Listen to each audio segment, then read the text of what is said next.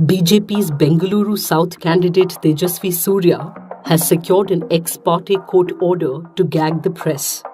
The interim injunction issued by the Bangalore City Civil Court is against 49 media houses as also social media platforms from publishing, quote, defamatory statements against the BJP candidate, Bar and Bench reported.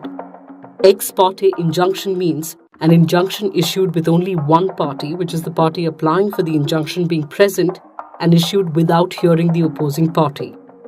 Tejasvi Surya had filed a defamation suit in the civil court after several publications carried news stories reporting allegations of abuse against him.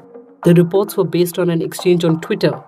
While the court seems to want to stop the reproduction of the tweets that made the abuse allegation, the way the injunction order is worded, it seems to indicate that Tejasvi Surya has got protection from any defamation. Does the order therefore mean that the media cannot publish or telecast anything that shows him in bad light, even if it is true? For instance, Tejasvi Surya's own remarks made on Twitter, like his now deleted tweet against Women's Reservation Bill, where he said, "I dread the day when Women's Reservation Bill becomes a reality," or published critical commentary on his remarks made earlier this year, calling for unapologetically agitating for a Hindu Rashtra, or indeed an independent investigation into the tweets alleging abuse that were the subject matter of Tejasvi Surya's defamation case. Because the order also appears to preclude any independent journalistic verification, investigation, and subsequent publication of the allegations.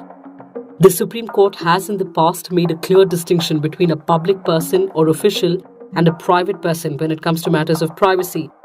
The courts have held that a person in public life should be ready for a public scrutiny of his life. With Tejasvi Surya filing nominations for the Lok Sabha elections, he immediately becomes a public figure, given his prospects of becoming a people's representative in parliament as a candidate of a national party, the BJP.